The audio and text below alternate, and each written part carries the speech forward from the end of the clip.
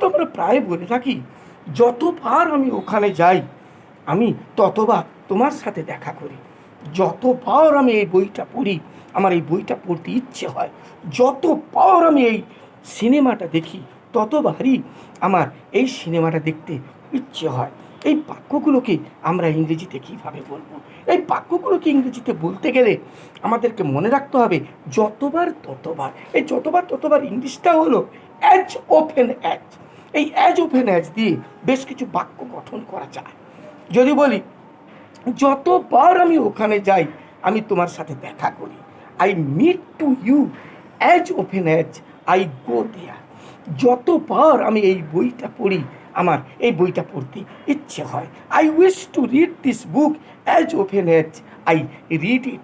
যতবার আমি এই সিনেমাটা দেখি আমার এই সিনেমাটা দেখতে ইচ্ছে হয়। I wish to see the movie as often as I see it. যতবার পারি আমি জিমে যাই।